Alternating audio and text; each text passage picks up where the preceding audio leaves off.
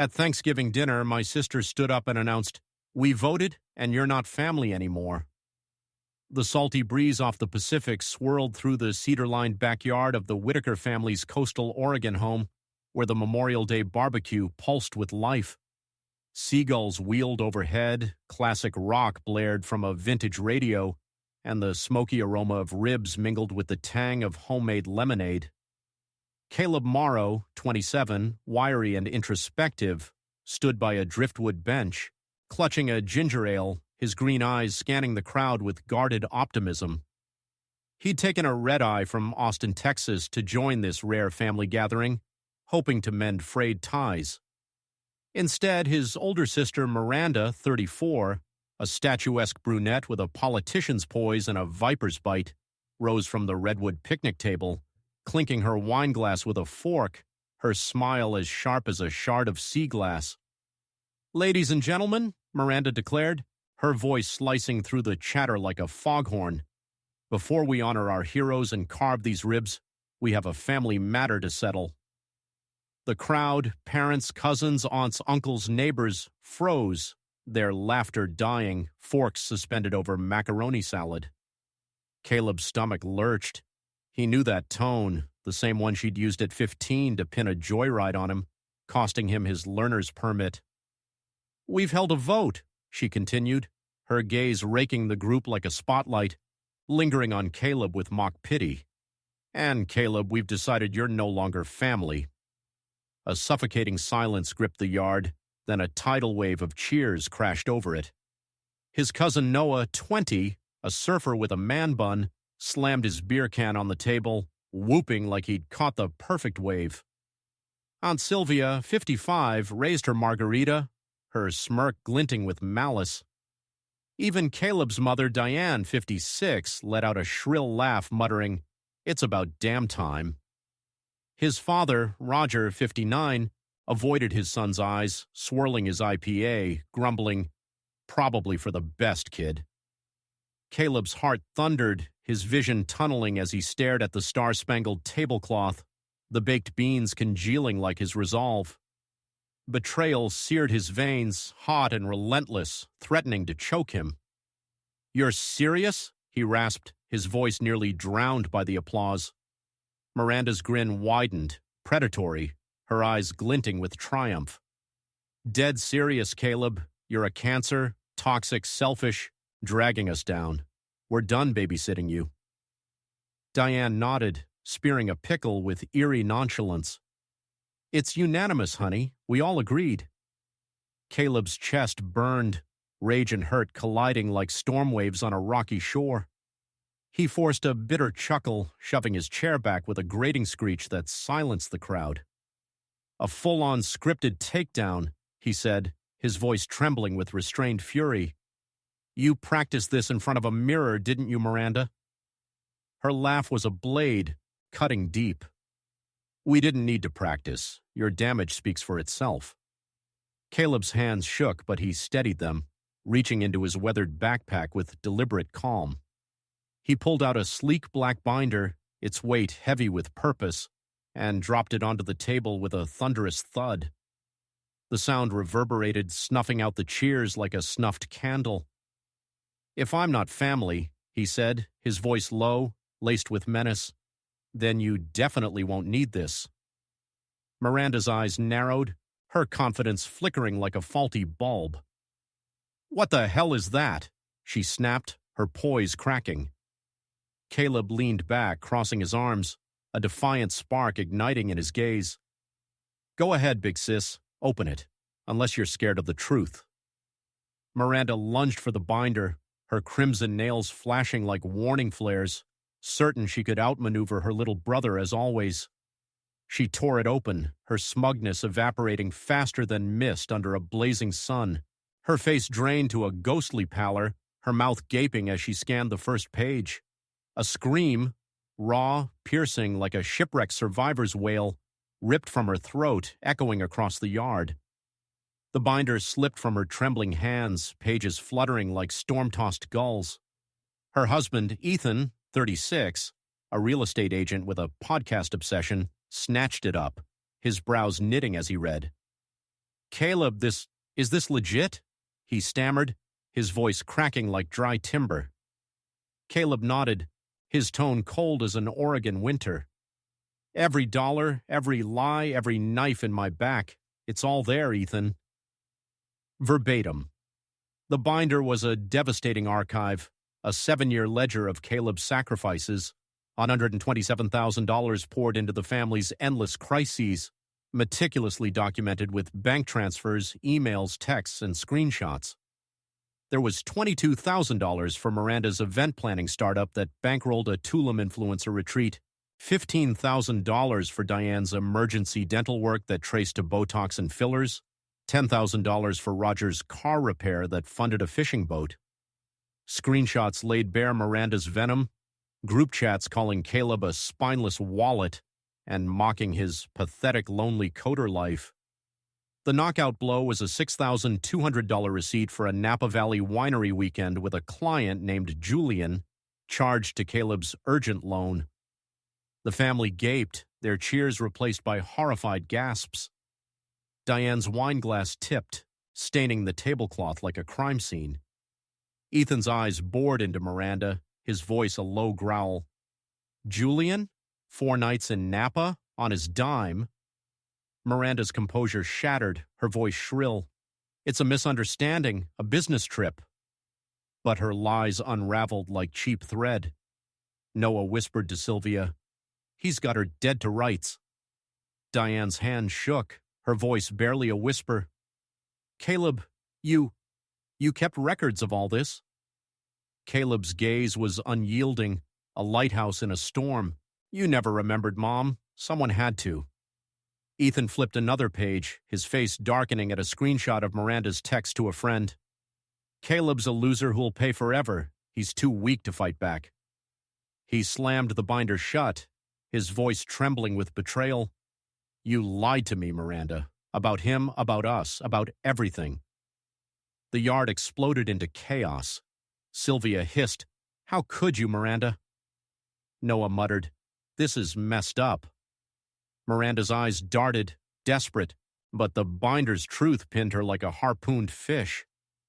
Caleb stood, his voice slicing through the pandemonium. You thought I'd stay your punching bag, your personal bank forever. You thought I'd crumble. You were dead wrong. Ethan's voice cut in, tight with fury.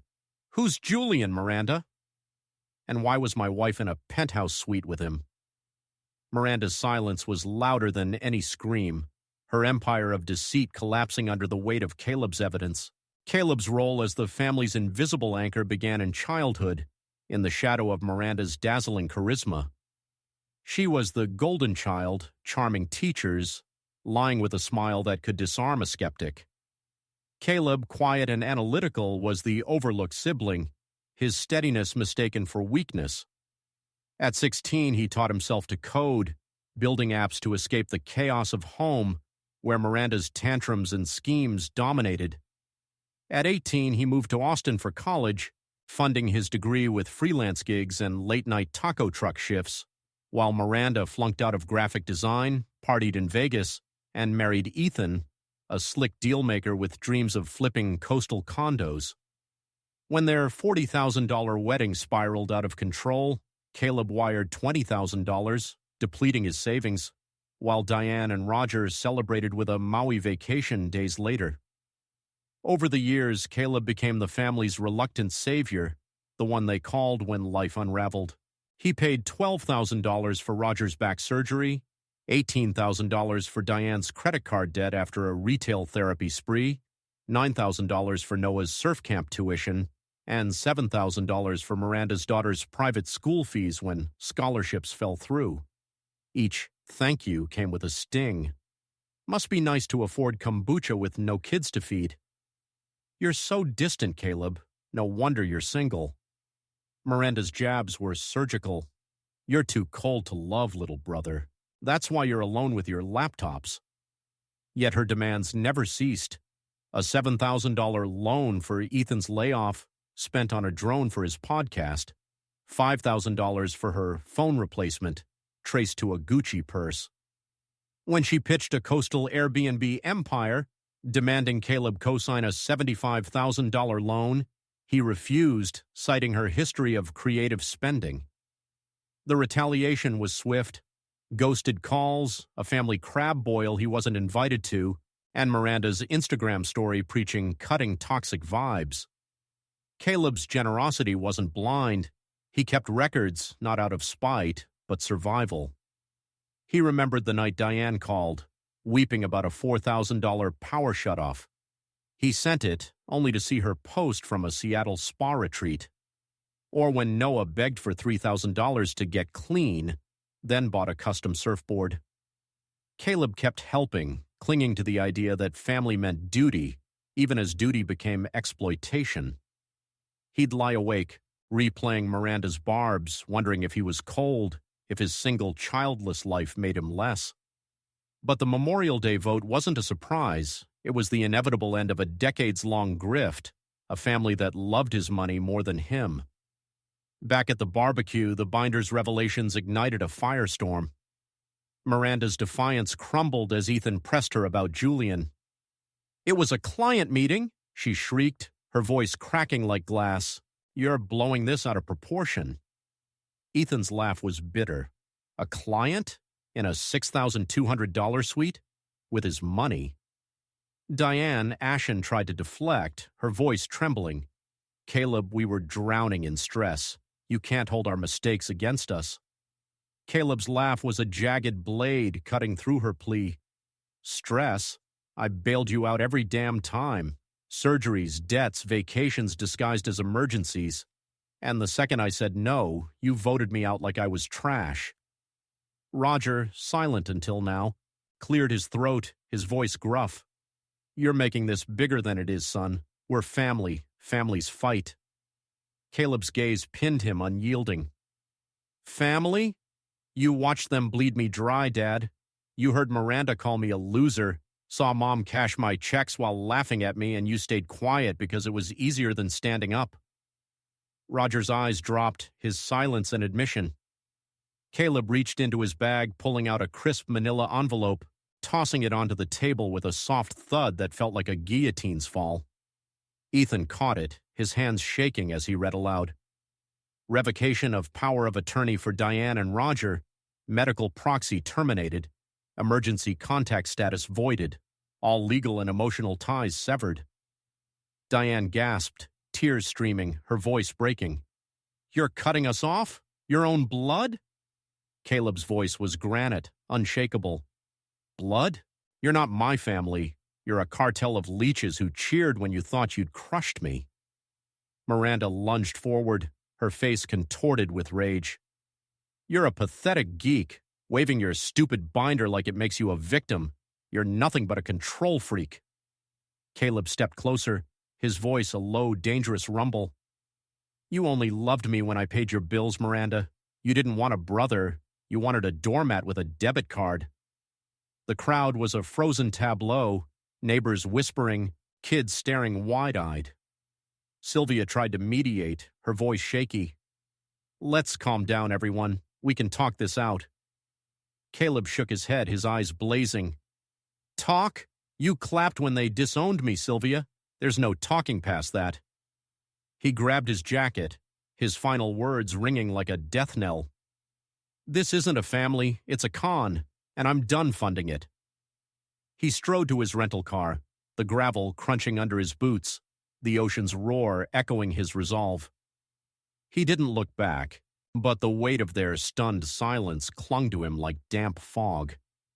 He drove to a secluded cliffside overlook, the Pacific stretching endless and untamed below. Sitting on a weathered bench, he let the pain surge, decades of being invisible, valued only for what he could give. The wind carried away his guilt, leaving only clarity. For the first time, he felt free, the shackles of obligation shattered. Months passed, and Caleb's life transformed into a vibrant tapestry of his own design. He relocated to San Diego, landing a senior developer role at a renewable energy startup. His mornings began with sunrise jogs along Coronado Beach, his evenings with guitar lessons and ceviche experiments. Therapy helped him untangle years of suppressed rage, teaching him to cherish his own worth. He froze joint accounts, changed passwords, and blocked Miranda's number. Messages flooded in, Diane's voicemails soft and manipulative. "We're still your family, Caleb. Don't throw us away." Miranda's texts venomous and blaming. "Ethan's divorcing me because of you. Happy now, you freak?" Roger's curt demands. "You've made your point.